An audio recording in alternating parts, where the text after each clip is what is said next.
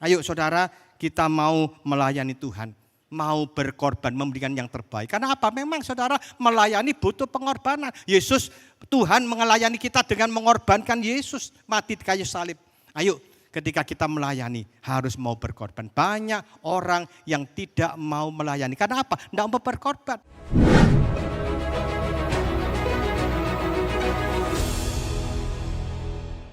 Mari kita bersama-sama membuka Alkitab kita.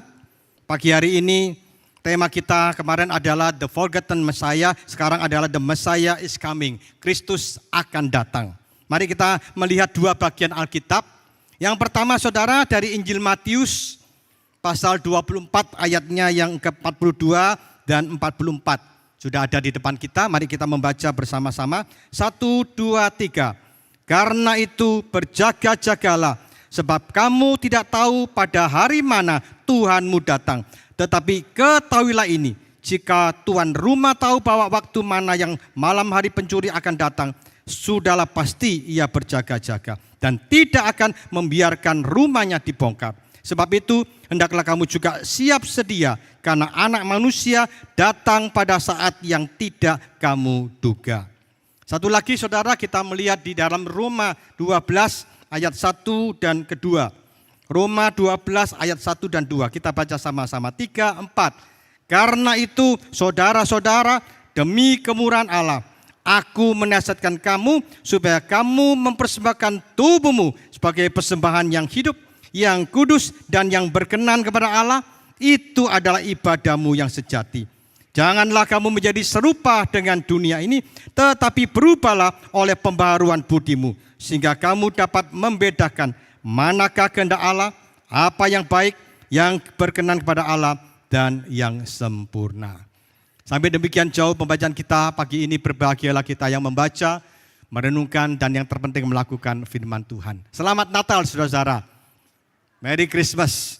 Nah saudara, pada malam kemarin kita sudah merenungkan tentang The Forgotten Messiah, Mesias yang dilupakan. Karena di dalam renungan kita kemarin ketika Yesus lahir, dia tidak ada tempat. Lahirnya di kandang, tempat makanan ternak. Sebenarnya saudara, bayi yang lahir pada waktu itu bukan sembarangan, itu bayi yang sudah dinubuatkan oleh perjanjian lama. Di dalam Yesaya 9 ayat 5, dia adalah penasihat yang ajaib, dia adalah Allah yang perkasa, Bapa yang kekal, dan Raja damai. Nah saudara-saudara yang dikasihi Tuhan, pada hari ini kita akan bersama-sama melihat bagian firman Tuhan yang kita renungkan. Kalau pada 2000 tahun yang lalu Yesus datang di kandang, lahir sebagai bayi. Tetapi saudara-saudara ternyata dia sudah mati, bangkit dan naik ke surga. Dan saat ini kita sedang menyambut akan kedatangan Tuhan yang kedua kalinya. Nah Bapak Ibu dan saudara-saudara, Tuhan Yesus datang kembali untuk kedua kalinya. Dan ketika kita menyambut kedatangan Tuhan, kita harus bersiap-siap menyambut kedatangannya. Seperti yang dikatakan oleh firman Tuhan tadi ya di dalam Matius 24. Kita harus berjaga-jaga karena kita tidak tahu kapan waktunya Yesus datang. Seperti pencuri, kita tidak tahu, tapi kita harus siap-siap. Nah saudara-saudara, kalau kita perhatikan kondisi dunia hari ini, ya perang di mana-mana, terjadi bencana alam, gempa bumi, banjir dan macam-macam. Menurut Alkitab, menurut nubuatan daripada Tuhan Yesus itu tandanya apa? Bahwa kedatangan Tuhan Yesus itu sudah semakin dekat. Artinya apa saudara-saudara? Hari ini kita sedang menunggu kedatangan Tuhan. Detik-detik terakhir ya, masa kita tidak lama menyambut kedatangan Tuhan. Nah pertanyaannya, apakah kita siap untuk menyambut kedatangan Tuhan yang kedua kali? Kalau yang pertama kali Yesus datang untuk membawa penghiburan, membawa kemenangan atas maut, membawa pemeliharaan dan juga membawa pengharapan. Nah saudara, pertanyaannya, ketika Yesus datang kedua kali, apa yang dia akan lakukan untuk kita? Dia akan mengangkat kita, membawa kita ke dalam kerajaan surga. Ketika ketika Yesus akan naik ke surga, murid-muridnya sedih dan Tuhan Yesus katakan, jangan gelisah, jangan khawatir. Ya, aku pergi untuk menyediakan tempat. Dan aku kalau sudah selesai menyediakan tempat, aku akan kembali untuk mengangkat, membawa kamu. Supaya di mana aku berada, kamu pun berada. Nah saudara, kita sedang menantikan kedatangan Tuhan. Nah bagaimana sikap kita di dalam menantikan kedatangan Tuhan? Apa yang perlu kita lakukan? Yang pertama saudara, next ya, mari kita bersama-sama melihat di dalam ayat yang kita baca Roma 12 ayat 1 dan 2. Karena itu saudara-saudara, demi kemurahan Allah, aku menasihati kamu supaya kamu mempersembahkan tubuhmu sebagai persembahan yang hidup, yang kudus dan yang berkenan kepada Allah, itu adalah ibadahmu yang sejati.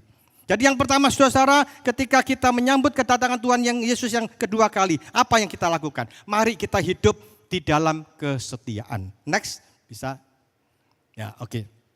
Nah saudara, kita harus mempersembahkan tubuh, itu maksudnya apa? Marilah kita mau menyambut kedatangan Tuhan dengan melayani Tuhan. Jangan sampai ketika nanti Tuhan datang, kita ini bertemu dengan Tuhan dengan tangan kosong. Tuhan ingin ada sesuatu yang kita persembahkan, ada buah-buah di dalam pelayanan kita.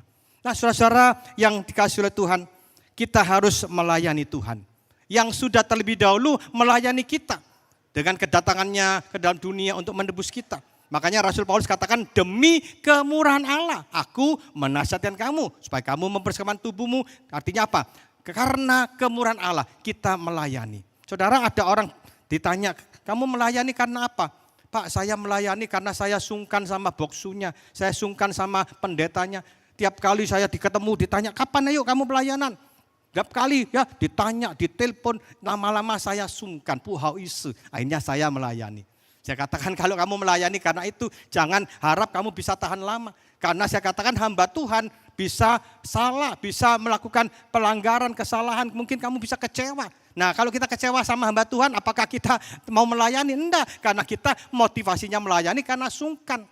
Ada lagi saya tanya, mengapa kamu melayani? Saya melayani karena itu Pak, di gereja saya pendetanya kalau khotbah, saudara-saudara kita semua harus melayani. Kalau tidak melayani nanti pulang ditabrak mobil, ditakut-takuti saudara. Sehingga akhirnya apa? Dia melayani karena ketakutan, karena takut tokonya sepi dan sebagainya. Karena ditakut-takuti oleh khotbah pendetanya. Bukan saudara. Ya, bukan itu. Ada lagi anak muda ikut paduan suara. Biasanya tidak pernah pelayanan. Dia ditanya, kamu kok tumben ya ikut pelayanan? Ada apa? Dia katakan, ya saya ini, jangan ngomong siapa-siapa ya. Saya ini lagi, ini loh Pak, mendekati di paduan suara itu ada cewek yang cantik ya. Saya kepingin mendekati dia. Saya ingin kenalan dengan dia. Siapa tahu nanti bisa jadi akhirnya saya nantinya bisa pacaran dan sebagainya. Saudara, ternyata apa yang terjadi? Ceweknya sudah ada yang punya. Jadi akhirnya Pak tidak mau sama dia, akhirnya tidak melayani. Jadi saudara, bukan itu semua, kita melayani bukan ada maksud tertentu, bukan karena sungkan, bukan karena kita takut dikutuk dan sebagainya. Mengapa kita melayani? Karena kemurahan Tuhan. Artinya apa? Dia sudah lebih dahulu melayani kita. Dia turun dari surga, lahir di kandang yang hina, naik ke bukit Golgota, dipaku, disalib. Untuk apa? Untuk menebus kita. Itulah yang Tuhan sudah lakukan. Mari saudara-saudara kita melayani. Mengapa kita melayani? Karena Tuhan sudah lebih dahulu melayani. Yohanes 3 ayat 16 berkata, karena begitu besar Pak saudara, kasih Allah akan dunia ini, sehingga ia mengaruniakan anaknya yang tunggal.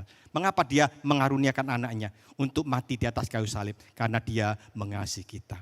Nah saudara, marilah kita juga belajar melayani berdasarkan apa? Kasih kita kepada Tuhan yang lebih dahulu mengasihi kita. Orang kalau mau mengasihi Tuhan ya, orang yang punya kasih itu biasanya mau berkorban. Betul ya?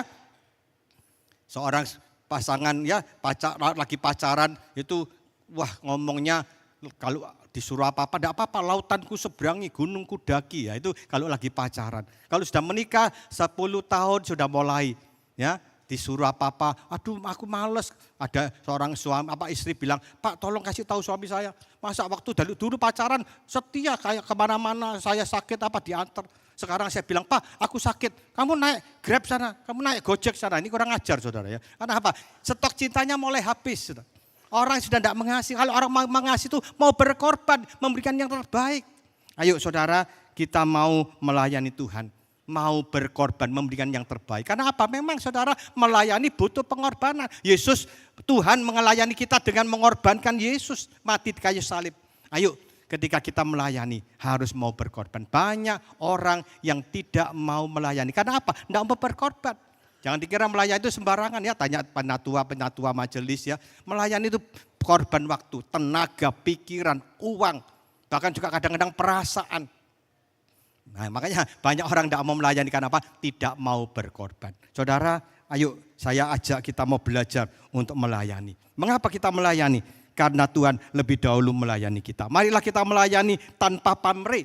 Karena apa? Karena kita dikatakan dalam 1 Korintus 15 ayat 58. Marilah kita melayani tanpa pamrih. Apa kata 1 Korintus 15 ayat 58? Jeripaya kita tidak sia-sia. Nah, saudara-saudara, di dalam melayani Tuhan, tolong jangan hitung-hitungan. Ya, saya seringkali ingatkan mahasiswa saya, kalau kamu melayani Tuhan jangan pernah hitung-hitungan. Kamu malah rugi kamu. Ya, kalau kita melayani Tuhan itu hitung-hitungan malah sipun, ya, malah rugi. Ketika kamu melayani dengan tulus, jangan khawatir, Tuhan tidak mau berhutang dengan kita. Saudara, saya mendengar banyak kesaksian orang-orang yang setia melayani. Dan tidak hitung-hitungan, diberkati Tuhan luar biasa. Saudara mungkin tahu itu ada perusahaan karoseri Adiputro, itu terkenal ya di Malang, itu salah satu gereja ya, anggota gereja tempat saya GKT, saudara. Ya, saudara, dia barusan meninggal. Dan di dalam kesaksian waktu dia meninggal banyak orang bersaksi luar biasa. Ternyata saudara, dia itu umurnya sudah 80 ya. Itu sebelumnya itu 70-an lebih. Itu setia padahal bos. Dia tetap saudara seminggu 2 kali keluar dari rumahnya. Pergi ke kampung-kampung, ke gang-gang sempit, tempat-tempat yang kumuh. Untuk apa? Untuk membesuk, untuk memvisitasi orang-orang Kristen. Orang-orang yang tidak mampu dia berikan bantuan dan sebagainya. Sampai orang-orang bilang, loh kamu itu kan bos ngapain? Kan bisa nyuruh orang. Enggak, aku mau melayani. Nah saudara-saudara, saya juga tanya, mengapa kamu melayani? Tuhan sudah melayani saya. Oh luar biasa. Dan ternyata saudara tahu, Tuhan berkati terus. Perusahaan ini makin hari sekarang ini bisnya itu makin produksinya luar biasa. Sampai di Makassar saya pernah naik bis ya malam, itu juga Adiputro dan sebagainya. Saudara-saudara, ada banyak saya mau saksikan ini. Banyak orang-orang yang setia melayani tidak hitung-hitungan. Maka Tuhan akan apa? Berkati. Ayo saudara, hari ini mari kita melayani Tuhan. Mengapa kita melayani Tuhan? Tuhan lebih dahulu melayani kita. Dan tolong perhatikan saudara, ketika kita melayani Tuhan, jangan kita hitung-hitungan dengan Tuhan. Ketika kita melayani dengan setia, maka Tuhan akan tambahkan. Apa yang dikatakan oleh Matius 6:33, carilah dahulu kerajaan Allah dan kebenarannya, maka semuanya akan ditambahkan kepadamu. Mari saudara, kita yang sudah mengenal siapa Yesus yang sudah lahir di kandang yang hina, dia membawa keselamatan, membawa kemenangan, membawa pengharapan bagi kita. Ayo kita mau melayani dia. Waktu kita sementara, waktu kita singkat, ya kita mungkin sering menyanyi, hidup ini adalah kesempatan. Hidup ini untuk apa saudara? Melayani Tuhan. Jangan sia-siakan waktu yang Tuhan beri. Hidup ini harus jadi berkat. Oh Tuhan, pakailah hidupku selagi aku masih kuat. Bila saatnya nanti ku tak berdaya lagi, hidup ini sudah jadi berkat. Saudara, hidup ini sementara. Saudara tahu lagu ini ditulis oleh siapa? Oleh seorang pendeta. Dia punya anak remaja. Anak remaja ini dia pinter main keyboard. Tapi setiap kali diminta oleh papanya, ayo kamu melayani, ikut ngiringi. Aku enggak ada waktu Pak, aku masih mau main-main, aku masih remaja, masih kecil. Papanya enggak bisa memaksa. Suatu hari saudara, pada hari Sabtu, besok mau ibadah, enggak tahu anak ini kok tiba-tiba datang sama papanya. Dia katakan, Pak, aku kepingin melayani, boleh enggak aku besok melayani? Oh enggak apa-apa, ayo silakan ke gereja latihan. Akhirnya dia latihan. Hari Sabtu malam, hari Minggu dia melayani ngiringi luar biasa saudara. Selesai pelayanan, hari Senin seperti biasa dia sekolah. Ternyata dia pulang sekolah, jalan-jalan dengan temannya, dibonceng temannya naik sepeda motor. Dan akhirnya terjadi kecelakaan saudara. Akhirnya anak ini meninggal dunia. Waktu papanya menghadapi kondisi ini dia menangis. Anaknya masih muda. Kok meninggal kecelakaan. Tetapi saudara-saudara, bapak ini di tengah-tengah kesedihan, dia bersyukur anaknya sudah boleh belajar melayani. Akhirnya Bapak ini menulis lagu yang kita sering nyanyikan, hidup ini harus jadi berkat. Nah Bapak Ibu kita tidak tahu ya, jangan pikir, wah saya kan masih sehat, saya kan masih muda, nanti aja sudah tua melayani. Enggak, mumpung masih muda, ayo. Waktu kita tidak lama kita tidak tahu ya, orang kena bencana alam, kena banjir, macam-macam kecelakaan. Tidak tahu kemarin juga ya di tol Surabaya itu ada truk ya mundur, akhirnya ada bis pariwisata nabrak, ada yang beberapa yang meninggal. Ada seorang anak di Surabaya, dia masih kecil, umur 10 tahun. Biasanya kalau papanya datang bel tintin, dia bukakan gerbangnya yang dari besi. Pembantunya yang bukakan. Satu hari dia bel tintin, itu pembantunya tidak keluar-keluar. Anak ini lihat kok lama ya papa, tidak ada yang membukakan pintu. Dia buka saudara gerbangnya. Ternyata gerbangnya itu keluar dari relnya dan menimpa anak umur 10 tahun. Dan anak ini meninggal dunia. Saudara-saudara kita tidak tahu ya. Ayo kita mau melayani mumpung masih ada kesempatan. Saya pernah suatu hari pelayanan di Surabaya. Ada seorang majelis yang masih baru melayani. Dia kerjaannya apa? Cuma antar jemput pembicara, mengajak makan. Dia katakan, Pak, saya ini baru melayani, baru jadi majelis, dulu disuruh pelayanan, saya bilang tidak bisa karena sibuk dan sebagainya. Sekarang saya melayani dan saya tidak bisa melayani apa-apa. Ya ini kerjaan saya kalau ada pembicara, saya jemput, ajak makan. Wah saya kan bersyukur ya. Nah waktu itu dia cerita-cerita, dia punya anak di Amerika dan anaknya akan wisuda beberapa bulan yang akan datang. Wah saya senang ya, saya doakan dia. Nah saudara waktu berlalu, akhirnya anaknya wisuda, dia ke Amerika. Setelah wisuda jalan-jalan dengan anaknya. Dan apa yang terjadi? Ketika dia di freeway, di tol, itu ada orang yang mabuk ya dari arah berlawanan nabrak. Terjadi kecelakaan. Dan ternyata bapak ini sama mamanya, jangan sama mertuanya meninggal dunia. Saudara saya waktu mendengar itu saya sedih. Kasihan ya. Tetapi di satu sisi saya bersyukur dia sudah belajar melayani. Ayo Bapak Ibu, kita yang sudah menikmati kasih karunia yang luar biasa melalui kelahiran Yesus yang mati di atas kayu salib untuk kita orang berdosa. Ayo, jangan tunda besok lusa melayani. Banyak, saya percaya di gereja saudara banyak pelayanan yang saudara bisa lakukan. Ikut aduan suara misalnya, yang main musik silakan saudara menjadi guru sekolah minggu. Banyak hal, saya percaya banyak yang saudara bisa ikut tim visitasi, membesuk orang-orang yang sakit dan sebagainya dan sebagainya. Ayo saudara, kita mau di dalam menyambut kedatangan Tuhan yang kedua kali. Dengan apa?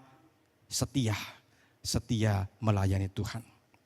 Dan yang kedua saudara, kalau kita membaca di dalam Roma pasal 12 ayat kedua. Dikatakan janganlah kamu menjadi serupa dengan dunia ini. Tetapi berubahlah oleh pembaharuan budimu. Sehingga kamu dapat membedakan manakah kehendak Allah. Apa yang baik, yang berkenan pada Allah. Dan yang sempurna. Saudara-saudara yang dikasihi oleh Tuhan. Yang kedua, di dalam kita menyambut kedatangan Tuhan. Ayo kita mau belajar hidup di dalam kekudusan. Jangan kamu menjadi serupa dengan dunia. Artinya apa? Berbeda. Kata kudus, hagiaso itu artinya apa? Berbeda. Dipisahkan dari dunia. Kita harus tidak sama. Kita sudah menjadi anak-anak terang. Harus berpisah dengan gelap. Kita harus tinggalkan dosa. Kita harus menjaga kekudusan. Kata kudus itu mengandung pengertian apa? Kita harus berani berkata tidak. Saudara-saudara, kita hidup dalam dunia yang penuh dengan godaan. Yang ingin menjatuhkan, menarik kita untuk kembali kepada dosa. Tapi firman Tuhan katakan, kamu sudah menikmati kemurahan Allah. Selain kamu melayani, ayo kamu harus berbeda dengan dunia. Kita harus menjaga kekudusan. Harus berkata tidak kepada bujukan dunia, rayuan dunia. Nah saudara-saudara, bagaimana dengan kita di dalam hidup ini? Seringkali banyak orang-orang Kristen masih hidup tidak berbeda dengan dunia. Padahal dia sudah diselamatkan, sudah mendapatkan anugerah. Masih hidup di dalam dosa, dalam dunia bisnis misalnya. Banyak orang masih menipu, bisnis tidak jujur. Apalagi kondisi sekarang ini ya, ekonomi yang sulit. Banyak orang-orang Kristen yang jatuh ke dalam dosa penipuan. Ya di kota Blitar di Jawa Timur itu ada satu gereja, itu ketua majelisnya membuka koperasi simpan pinjam. Oh ya. Dan saudara, koperasi simpan pinjam ini namanya rohani sekali, 12 suku. Wah kayak Israel begitu ya. Lalu penasihatnya pendeta Alex Kanesa. Wah ya, pendetanya jadi penasehat. Pendetanya yang di sana ternyata. Wow, banyak orang yang terpengaruh menawarkan bunga yang tinggi. Loh, ini kan majelis yang punya pengurus, penatua. Pendetanya penasehat, akhirnya banyak yang menanamkan modal. Karena dijanjikan bunga. Akhirnya kumpul hampir 30 M, saudara. Bulan pertama, kedua, ketiga, wah dibayar bunga seperti yang dijanjikan. Bulan yang keempat dibawa dibawa lari. Wah, saudara bingung ya. Orang-orang lapor polisi, akhirnya dia lari, saudara, melarikan diri. Buron, pendetanya masuk penjara. Karena apa? Pendetanya ternyata kecipratan mobil mewah, dapat hadiah mobil mewah. Wah, dia masuk penjara. Saudara hati-hati ya. Inilah zaman kita. Oh, banyak orang yang tidak jujur. Karena apa? Cari duit susah. Tapi itu tidak harus kita lakukan. Kita harus berani berkata tidak. Harus menjaga kekudusan, harus berbeda. Kadang-kadang kita takut ya. Kalau saya jujur nanti saya rugi. Tidak usah khawatir. Ya, ada seorang majelis juga di gereja saya itu. Dia punya toko meracangan. Apa itu? Meracang itu kalau sembako. Saudara, kalau dulu sebelum dia percaya Tuhan. Itu timbangannya. Itu ada ganjelnya di bawah itu. Walaupun tipis ya, ada ganjelnya. Lumayan saudara. Ganjelnya itu mungkin ya berapa setengah on atau apa. Lumayan kalau berapa puluh kilo ya, itu cuannya banyak. Tapi sejak dia percaya Tuhan, sejak dia bertobat, dia terima Yesus, dia tinggalkan itu. Teman-temannya bilang, loh kamu mana? Di bawah timbanganmu kok enggak ada ganjelannya, kan biasanya kan ada. Kita kan sama-sama kerja gitu. Dia kan enggak, aku sekarang enggak mau. Aku sudah anak Tuhan, aku sudah percaya Tuhan. Wah, kamu nanti rugi loh, kamu nanti enggak bisa cuan banyak. Ternyata tidak. Ternyata saudara, Tuhan berkati dia. Orang-orang sampai heran, kok bisa ya? Karena apa? Dia menjaga kekudusan. Ayo saudara, di dalam kehidupan bisnis kita berjaga-jaga dalam menyambut kedatangan Tuhan. Hidup di dalam kekudusan, jangan sama dengan dunia. Hari ini zaman Indonesia ini korupsi luar biasa. Bukan hanya pejabat, ya menteri, wah jaksa, hakim. Oh, korupsi di Indonesia itu ngeri saudara ya. Sampai ada yang mengatakan kalau seperti orang sakit kanker itu sudah stadium 7 katanya. Ya. Artinya apa? Sudah menjalar kemana-mana. Wah saudara ngeri, saudara, bahkan maaf ya, ada juga orang-orang Kristen korupsi uang perusahaan, uang gereja, uang sekolah. Ada kepala sekolah Kristen juga korupsi, ngeri saudara. Sampai ada yang mengatakan, saudara tahu di dunia itu ada 3 negara terkorup. Negara pertama itu Tiongkok, RRC. Oh korupsinya gede-gedean. Tapi pemerintah Xi Jinping ini tegas ya. Kalau ketahuan korupsi langsung dihakimi, divonis mati, langsung besok dieksekusi. Tidak tunggu lama-lama. Makanya dikatakan kalau di Tiongkok korupsinya gede-gedean tapi under the table, di bawah meja. Tidak berani terang-terangan. Negara kedua, negara India, ternyata juga korupsinya gede-gedean. Tapi terang-terangan, jaksa, polisi, semua korupsi. Makanya dikatakan kalau di Tiongkok itu under the table, di bawah meja. Di India itu above the table, di atas meja. Itu negara kedua. Negara ketiga, negara kita Bapak Ibu, negara Indonesia. Itu gimana? Kalau di Tiongkok itu di atas meja, di bawah meja, under the table. Kalau di India itu above the table, di atas meja. Nah, satu di bawah meja, satu di atas meja. Indonesia sama meja-mejanya dikorupsi katanya. Include the table. Ngeri saudara ya, itulah dunia kita. Hati-hati. Hanya orang-orang Kristen jatuh di dalam bisnis yang curang, yang tidak jujur, korupsi dan sebagainya. Bagaimana dengan keluarga kita? Hari ini banyak keluarga-keluarga diambang kehancuran karena apa? Ada perselingkuhan. Saudara, hari ini banyak suami-suami yang tidak setia. Ikut-ikutan, wah zaman sekarang laki-laki apalagi kalau punya duit. Nah ini ya, saya tidak mengatakan saudara tidak boleh punya duit. Diberkati Tuhan bersyukur, tapi hati-hati godaannya orang kaya itu banyak. Khususnya di dalam hal setia kepada pasangannya. Loh saya istri satu tidak cukup, uang saya banyak. Akhirnya punya istri muda. Makanya saudara-saudara ada orang-orang yang sampai istri-istri itu pada satu hari datang sama pendeta. Pak pendeta, saya tolong didoakan supaya toko saya sepi Pak. Loh kok aneh ya. Minta didoakan tokonya sepi kan, harusnya minta doa rame kan. Ditanya ada apa? Iya Pak itu suami saya Pak. Dulu ke toko saya sepi, biasa-biasa, enggak aneh-aneh. Sekarang Pak tokonya rame aneh-aneh Pak. Loh aneh-aneh apa? Dia punya simpenan. Loh kan bagus. Dikira simpanan duit saudara. Loh, bukan simpanan duit, Poksu kok bagus. Apa? Simpanan Xiaolobu, ya, wanita lain, istri muda. Nah saudara yang dikasih Tuhan, hati-hati ya. Hari ini godaannya luar biasa. Anda kaya boleh tapi jaga dirimu ya. Ada orang dapat gangdo baru, wah pulang-pulang semua dibuang. Ganti baru, kursi dibuang, jam dinding dibuang. Istrinya juga di kamarnya itu ada make upnya dibuang. Besok ganti baru dan sebagainya. Istrinya bilang, kamu itu kena apa sih? Kamu itu sakit ya. Kamu ke dokter lah. Kamu jangan banyak cincong ya. Besok juga kamu tak ganti baru loh. Kurang ajar saudara. Jadi ini karena memang mau ganti baru saudara ya. Hati-hati ya, godaan kita. Perselingkuhan terjadi. Suami, istri juga ya. Dan pergaulan anak-anak muda, hati-hati ya. Di sini ada beberapa anak muda, hati-hati. Zaman sekarang ini pergaulannya luar biasa. Sekarang ini banyak anak-anak muda melakukan hubungan seks di luar nikah. Bahkan itu di video sendiri, disebarkan, diviralkan. Kan aneh saudara. Inilah zaman kita hari ini. Saudara, kita harus berbeda. Kita harus mengatakan tidak kepada dunia. Walaupun kadang-kadang memang tidak gampang, kita akan dibenci. Bahkan kita mungkin dianggap tidak waras oleh dunia karena kita hidup tidak sama dengan dunia. Ya, ada seorang anak muda, dia katakan, Pak, saya suatu hari sama teman saya ditunjui gambar-gambar porno. Ayo lihat ini, saya bilang enggak, saya anak Tuhan. Lah kamu itu laki-laki, banci kamu itu, masa enggak, lihat gini enggak mau. Nah, dibilang banci, dibilang enggak waras. Dia katakan enggak apa-apa, aku dibilang yang penting aku takut akan Tuhan. Tuh, kamu tahu, kalau kucing itu ya, kalau ada ikan asin pasti dimakan, kamu kok enggak mau? Dia bilang, ya memang itu kalau kucing lapar. Tapi kalau kucing sudah kenyang dia tidak akan makan. Saya sudah kenyang akan firman Tuhan. Loh, luar biasa saudara ya. Memang saudara tidak gampang ya. Ketika saudara berbeda dengan dunia, dianggap tidak waras, dianggap aneh. Saudara, ada yang pernah masuk rumah sakit jiwa di sini?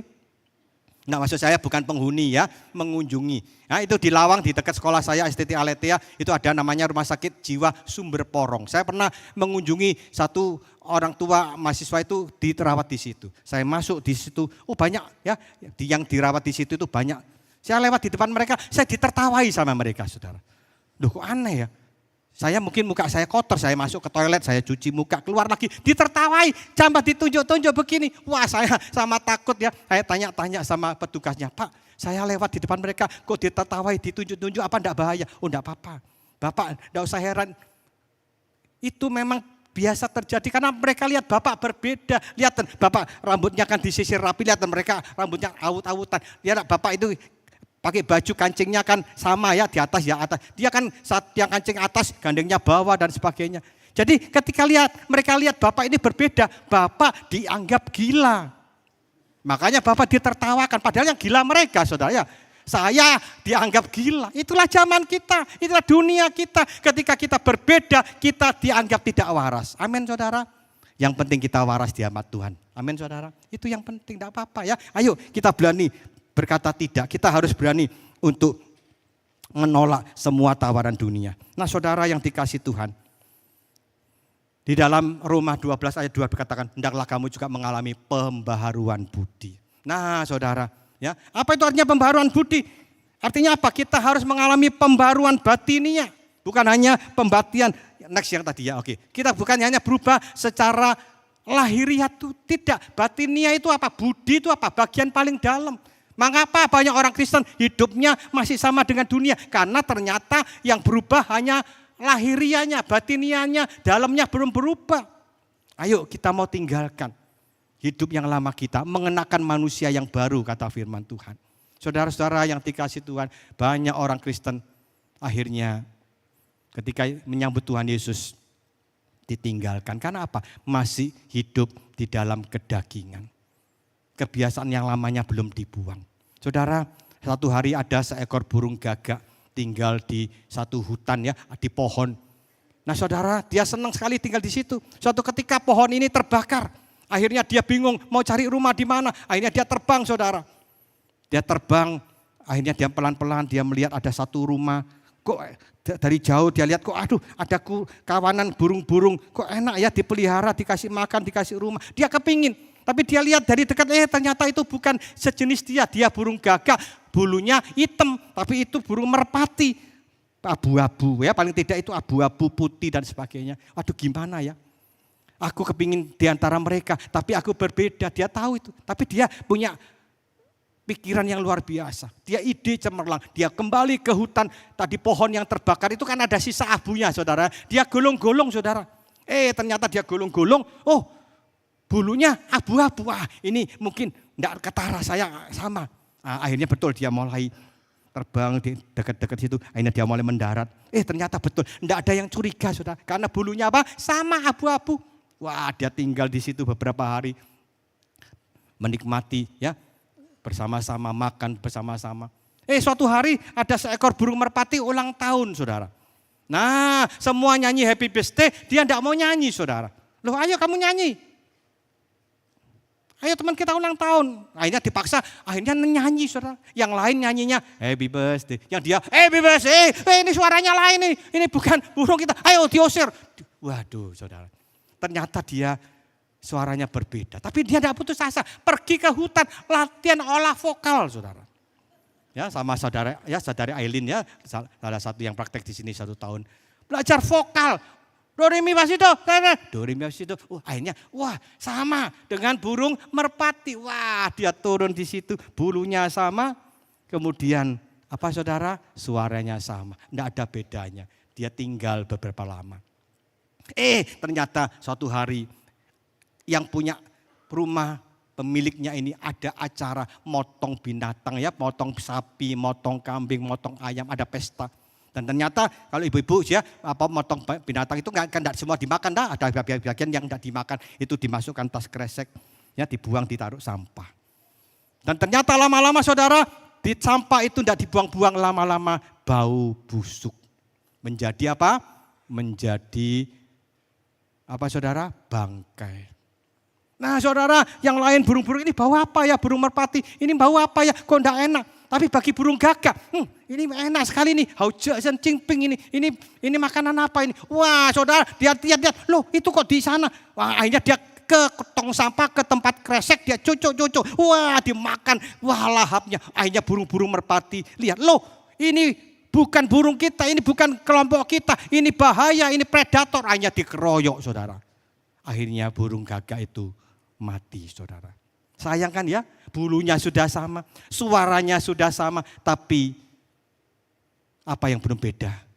Kebiasaan lamanya. Dari dulu burung apa? Burung apa tadi? Gagak itu suka apa saudara? Makan bangkai. Ayo saudara, dia tidak berubah. Burung gagak suka makan bangkai. Burung apa? Merpati kan tidak suka. Nah saudara, kita sekarang menjadi burung-burung merpati. Ayo, bukan hanya lahir ya kita, penampilan kita berubah, tapi mau batin ya kita berubah. Nah saudara-saudara yang dikasihi oleh Tuhan, biarlah Tuhan Yesus berkenan ya ketika kita datang, dan tidak malu ketika ia datang kembali. Ketika dia datang melihat kita hidup di dalam kebenaran, hidup berbeda dengan dunia, maka Tuhan katakan, mari hambaku yang setia, masuklah dalam kebahagiaan Tuhanmu. Jangan sampai saudara ketika kita menyambut kedatangan Tuhan, Tuhan datang, Tuhan malu, Tuhan tinggalkan kita seperti 5 gadis bodoh yang tidak nyiapkan minyak ketika lampunya padam, tidak ada minyaknya, ditinggal. Ketika ketuk-ketuk, aku tidak kenal engkau. Saudara jangan seperti itu. Saudara, saya akhiri dengan satu cerita di Tiongkok, ada seorang bapak, dia punya peternakan babi ya di daerah situ, di desa itu, wah dia banyak. Dan saudara tahu apa yang dia lakukan? Tiap pagi dia buka kandangnya, babinya keluar saudara. Dia biasanya pakai piyama ya, pakai kaos oblong. Kemudian apa? Binatang itu, babinya itu dikeluarkan pagi-pagi keluar.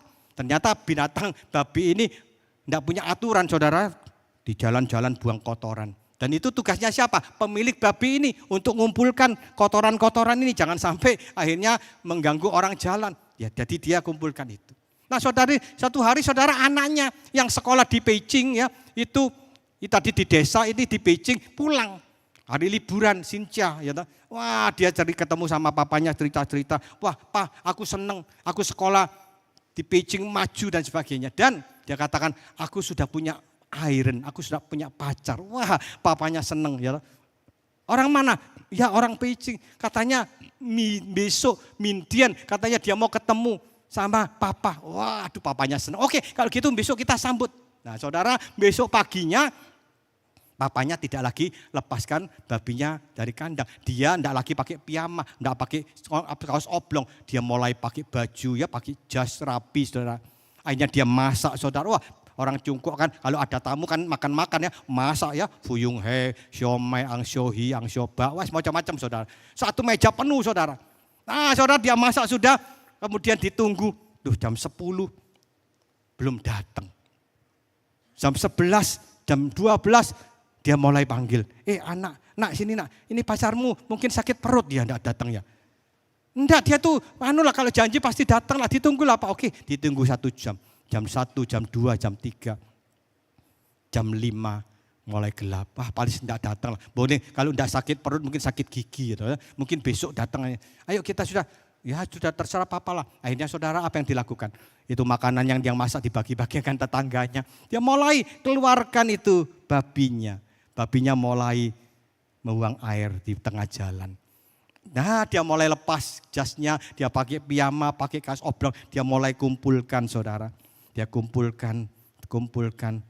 Sampai waktu dia kumpulkan di satu tempat ya, agak jauh, agak keluar sana. Ketika dia melihat, loh ternyata di depannya itu ada sepasang sepatu yang mengkilap saudara. Dan kemudian dia menoleh ke atas, loh ternyata ada seorang laki-laki yang gagah, yang ganteng saudara. Seorang laki-laki berkata, selamat sore, selamat malam. Oh selamat sore. Susu tahu rumahnya Mimi yang sekolah di Beijing. Oh saya tahu, ayo.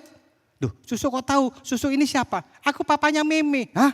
Ketika dia bilang papanya Mimi saudara, anak muda ini langsung lari saudara.